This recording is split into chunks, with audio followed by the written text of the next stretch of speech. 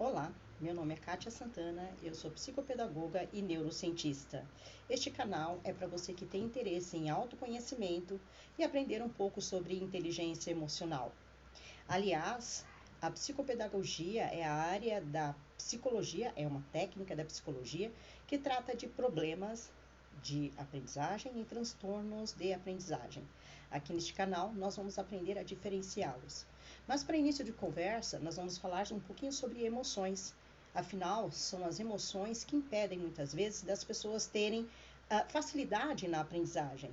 Somos seres humanos, portanto, aprendemos desde o momento em que nascemos até quando morremos. A nossa vida é uma eterna aprendizagem.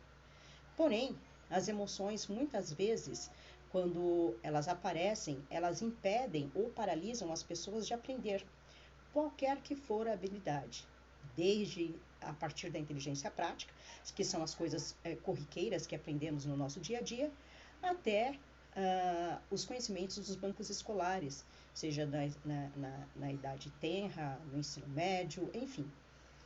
As emoções são subjetivas, portanto são espontâneas. São experiências subjetivas que causam sensações fisiológicas. Portanto, somos afetados o tempo todo pelas pessoas que convivem conosco, pelo ambiente em que estamos. Porém, as emoções são importantes para que nós, seres humanos, possamos nos adaptar. Foram as emoções que nos trouxeram até aqui. A emoção como medo, por exemplo, serve para nos livrar do perigo. Uma pessoa que não tem medo, ela mete os pés pelas mãos, como dizem por aí, na linguagem popular, porque acaba levando a própria vida e a vida do outro para o perigo. A emoção da raiva serve para que nós tenhamos agressividade para competir no mercado de trabalho. Principalmente nós, mulheres, que temos que demonstrar o tempo todo a nossa competência. Então vamos voltar um pouquinho na história, há 200 mil anos atrás, com o aparecimento do Homo sapiens. A nossa herança vem dos Homo sapiens. Afinal de contas, somos homens que sabemos que sabemos. O Homo sapiens, há 200 mil anos atrás, na savana, precisava das emoções para se adaptar ao meio, para defender a sua prole e para se proteger do perigo. Afinal de contas, precisava competir o tempo todo com predadores, precisava caçar, não tinha comida congelada no supermercado, precisava, por exemplo, competir pelo mesmo espaço com outro grupo social, e dessa forma precisava da emoção do medo para se proteger a sua prole, precisava da emoção da raiva para ter agressividade e caçar, e inclusive para se defender. Mas eu costumo dizer que a emoção mais importante dentre os seres humanos é o amor, porque é a emoção do amor que nos faz manter os laços parentescos, inclusive os laços de amizade. É o amor fraterno, por exemplo, que levaram pessoas na história da humanidade, como Malcolm X, Martin Luther King e Gandhi, a proteger pessoas que estavam passando por um processo de opressão na sociedade. Pessoas que tinham um amor altruísta e que constituíram relações sociais em prol do outro, inclusive se anulando em prol do outro. Então, o amor é a emoção mais importante que nós temos, nós como seres humanos. Agora, de onde vem a conversa de que o amor atrapalha, de que as emoções atrapalham a vida das pessoas? De onde veio a demonização das emoções? Voltando na história novamente, a partir do século XIX, com o advento das ciências e da tecnologia, com a Revolução Industrial, criou-se um mito de que o homem, justamente o homem do gênero masculino, deveria ser mais racional do que emocional. Afinal de contas, para ser cientista, eu preciso ser racional. São as ciências exatas que me dão a possibilidade de gerar ciências e tecnologia. Criou-se um neuromito de que o homem do gênero masculino, portanto, o dirigente da sociedade, numa sociedade patriarcal, deveria ser mais racional do que emocional. Desta forma, as pessoas passaram a suprimir as suas emoções.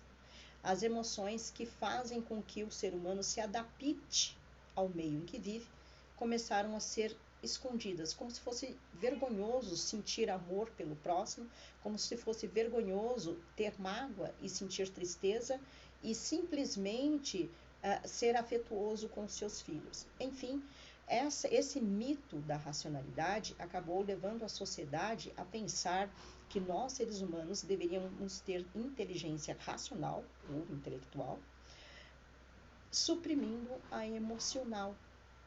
Mas, para eu me adaptar à sociedade, eu preciso equilibrar razão e emoção. Ou seja, eu preciso ser uma pessoa racional e emocional ao mesmo tempo. Afinal de contas, as emoções são espontâneas.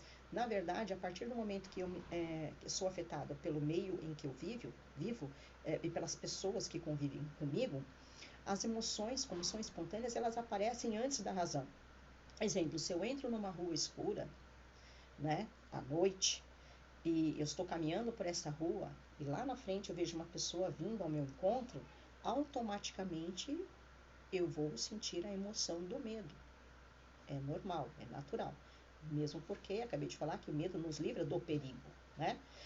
Aí, depois, a minha parte racional, ou seja, o meu córtex frontal e pré-frontal, vão acionar partes do meu cérebro, que são as funções executivas, para eu raciocinar se eu devo continuar naquele caminho ou virar, dar meia volta e entrar em outra rua. Então, como as minhas emoções são espontâneas, não tem como eu dizer que eu vou controlar as minhas emoções. Eu tenho partes no meu cérebro, sim, que inibem algumas emoções, como, por exemplo, o medo, como, por exemplo, a ansiedade, que é parente do medo, inclusive, como, por exemplo, a raiva em situações de estresse. No entanto, as emoções surgem primeiro e depois eu tenho tempo, lá talvez de meio segundo, para que o meu raciocínio comece a ser ativado. Desta forma, falar que nós temos que ser seres mais racionais do que emocionais é um erro. Agora, em que momento as emoções elas começam a atrapalhar a minha vida? Quando elas começam a controlar o meu comportamento. Então, vamos lá. Na psicologia, principalmente na psicologia comportamental, nós dizemos que pensamentos levam a emoções, emoções levam a sentimentos, porque o sentimento é a interpretação da emoção, que me levam a um determinado comportamento. Então, suponhamos que eu sou uma pessoa extremamente medrosa. Uma pessoa extremamente medrosa, ela vai ter medo, inclusive, de viver, de enfrentar uma situação, de falar em público, de ir a uma entrevista de emprego. Isso vai causar nesta pessoa uma tremenda ansiedade. Como eu disse, a ansiedade ela é parente do medo.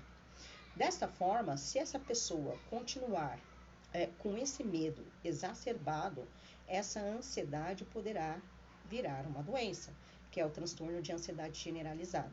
E vai chegar um momento que a pessoa vai sofrer de uma síndrome do pânico e vai ter medo, inclusive, de sair de casa. Quando isso começa a acontecer na vida de um ser humano, as emoções estão controlando a vida dessa pessoa. Então, eu tenho que aprender a gerenciar as emoções, já que eu não posso controlar as emoções porque elas são espontâneas, então eu devo aprender a gerenciá-las. Como? Eu costumo dizer, né, inclusive para pacientes, que essas pessoas elas têm que procurar vê-la de frente. É como se nós saíssemos de dentro de nós e começássemos a olhar de frente para nós. Né? E eu começo a observar os meus comportamentos, para eu saber em qual momento determinadas emoções começaram a controlar a minha vida. Se eu estou sentindo medo o tempo todo, o que está me causando este medo? Então eu começo a analisar os meus comportamentos, os comportamentos de outras pessoas, para eu saber de onde vem esse medo, ou, por exemplo, a irritabilidade, aquelas pessoas que têm uma irritabilidade exacerbada. Tudo irrita, né? Entra no escritório para trabalhar, uma piada de um colega irrita, está dentro de casa na hora do jantar, o movimento do filho que o filho fez na hora do jantar a irritou. Então, preciso saber em qual momento essas emoções estão atrapalhando a minha vida, estão me controlando. É claro que se eu tenho um transtorno mental, ou seja, se eu não tenho saúde mental, eu preciso procurar ajuda médica, porque sozinha eu não consigo. É por isso que existem especialistas. Desta forma, há uma necessidade de eu procurar um médico, psiquiatra, talvez eu precise tomar uma medicação, ou de eu procurar uma psicóloga. Psicoterapia é muito importante porque falar causa em nós sensação de alívio, inclusive faz com que o nosso cérebro libere neurotransmissores. Neurotransmissores são substâncias químicas e elétricas que são liberadas pelo nosso cérebro, que faz a gente ter ou sensação benéfica, né? Ou muitas vezes causa em nós algumas aflições, né, como excesso de cortisol e adrenalina, mas esse vai ser um assunto para um outro vídeo. Enfim, eu preciso da psicoterapia para eu falar sobre meus problemas, porque se eu falar sobre os meus problemas, eu posso, inclusive, encontrar uma solução. Porque quando eu estou falando sobre o que está acontecendo comigo, eu enxergo com mais clareza qual é a causa do problema, onde está o problema, para eu poder gerenciar essas emoções. Agora, se eu tiver um transtorno, né, uma doença neurobiológica ou um mau funcionamento do cérebro, a equipe médica irá me ajudar. Porque este canal, por exemplo, é um canal informativo para que você se autoconheça. Eu acabei de dizer, se você tem interesse em autoconhecimento e inteligência emocional, este é o seu canal. Mas se você está passando por um problema crônico e intenso, você precisa procurar ajuda médica. YouTube não é terapia, né? A gente só está aqui para informar as pessoas, para que as pessoas se auto-reconheçam. Então, é neste momento que você deve procurar um psiquiatra, uma psicóloga, uma psicopedagoga, porque a psicopedagoga é uma pessoa que vai treinar o seu cérebro, vai utilizar de exercícios para estimular áreas cerebrais, a área do seu córtex, para que você consiga administrar as suas emoções e com isso possa, por exemplo, ter facilidade na aprendizagem, né? Nossa vida é uma eterna aprendizagem. Além disso, um neurologista, porque o neurologista pode te pedir alguns exames para saber como é que está o funcionamento do seu cérebro. Quais áreas estão sendo acionadas no momento em que você se depara com determinados comportamentos, né? Enfim, as emoções são importantes para que nós, seres humanos, nos adaptemos ao ambiente, mas elas não podem atrapalhar a nossa vida. É por isso que é necessário autoconhecimento. O autoconhecimento nos leva à inteligência emocional. E inteligência emocional é justamente saber gerenciar essas emoções. Uma pessoa com alta inteligência emocional não significa que ela, por exemplo, sucumba a determinados comportamentos de outra pessoa. Por exemplo, no escritório, né? Vamos colocar uma situação hipotética no escritório, uma pessoa lá que é super calma, né? Que se dá bem com todo mundo, de repente pega todo o trabalho de outras pessoas e não sabe dizer não. Fulano, olha, eu tô atrasado com minhas entregas, dá para você fazer isso para mim? Aí chega uma outra pessoa, ô fulano, eu sei que você é legal, dá para você fazer tal coisa para mim? Preciso sair mais cedo. Aí chega uma outra pessoa, ô fulano, sabe o que é? O chefe pediu para eu ir em determinado departamento, dá para você terminar esse serviço para mim? Quando você vai ver, sua mesa está lotada e o seu serviço não será entregue. Por quê? Porque você não sabe dizer não. Isso te leva a uma falta de saúde mental. Para nós termos saúde mental, nós precisamos, primeiro, identificar as nossas emoções. Nós precisamos ter autoconhecimento e saber o que são emoções.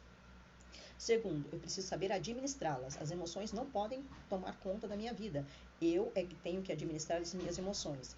E eu preciso me entregar a essas emoções. Por exemplo, quando eu sentir raiva, eu tenho que deixar a raiva fluir. Eu só não posso deixar com que a raiva tome conta de mim para que eu vá para as vias de fato, ou seja, agredir uma pessoa que eu conheço ou alguém que eu amo. Mas eu preciso saber que a raiva existe dentro de mim. É uma emoção inerente ao ser humano. Quando eu me apaixono por uma pessoa, eu preciso entender que eu sou um ser humano suscetível a isso, vulnerável a emoções. Aliás, a paixão é causada por componentes químicos elétricos do nosso cérebro. Mas isso é uma aula de anatomia e de fisiologia. Neste canal nós não vamos falar de anatomia e fisiologia, talvez de forma superficial. Enfim, eu preciso entender que eu sou um ser humano, eu não sou uma máquina. Só que eu preciso aprender a administrar essas emoções. Por que eu disse que muitas vezes as emoções, quando elas são mal administradas, elas me impedem de ter conhecimentos? Por exemplo, uma criança, se ela participa de uma briga dentro de casa, participa, o que eu digo, é que se ela presencia os pais discutindo dentro de casa, quando ela vai para a escola, a mente dela está tão cheia daquela situação, porque, na verdade, aquela situação foi memorizada e cristalizada. E a criança, lógico, vai sentir tristeza, ela não sabe o que está acontecendo. Quando ela chegar na sala de aula, ao passo que o professor está lá na frente, ministrando a aula, a criança não vai ter atenção. Então, Se eu estou num estado de estresse, isso serve para qualquer idade. Angustiada, triste, tensa, com raiva, nervosa, eu não consigo ter atenção na aprendizagem. Isso significa que eu preciso aprender a administrar.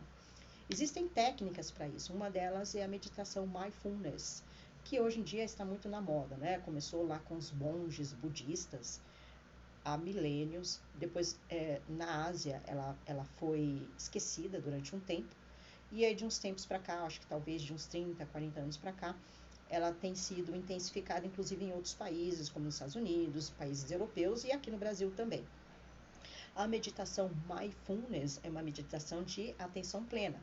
Então, eu preciso prestar atenção naquilo que está acontecendo com o meu corpo, na minha respiração, nos meus membros se estão relaxados, no assento embaixo do meu corpo. E isso traz para mim uma atenção nas emoções que estão acontecendo dentro da minha mente. Como é que eu estou me sentindo naquele momento? Ansiosa? Com raiva? Com medo? E essa atenção plena faz com que áreas do meu cérebro, do meu córtex, sejam ativadas. Estudos da neurociência mostraram que as mentes que são trabalhadas a partir da atenção plena, da meditação da atenção plena, mudam o funcionamento. A outra questão é hábitos. Por isso que eu disse, olhar você de fora para dentro. Observar, volta lá na sua memória, faz um caminho dentro da sua mente para perceber em qual momento, quem foi, o que ocasionou determinadas emoções para que você crie um hábito de inibi-las, né? Nós temos no nosso cérebro sistemas que são emocionais, ou seja, que fazem com que as emoções surjam, para que nós nos adaptemos ao ambiente, e temos o sistema que é o cognitivo, né? Lobo frontal e pré-frontal, que tem áreas que são as funções executivas que fazem com que essas emoções, ou seja, o comportamento seja inibido. Eu tenho o comportamento, que são causados pelas emoções, porém eu tenho áreas no meu cérebro, no meu córtex, que inibem determinados comportamentos. Eu acabei de dizer que nós herdamos dos nossos antepassados comportamentos a partir das nossas emoções, do medo, da raiva, do amor, entre outras, né? Estou falando de emoções básicas, que fizeram com que nós chegássemos até aqui. Fizeram com que nós chegássemos até aqui. Por quê? Porque a gente se adaptou ao meio. Então, é isso que eu tenho que fazer, me adaptar ao meio. No próximo vídeo, eu vou falar de uma corrente filosófica, que é o epicurismo e o estoicismo, que diz que nós devemos sermos seres adaptáveis à sociedade a partir da compreensão e do controle emocional. Então, eu vou falar um pouquinho com vocês sobre empatia e compreensão. Meu nome é Kátia Santana e eu sou psicopedagoga e neurocientista. E esse canal é para você. Até lá!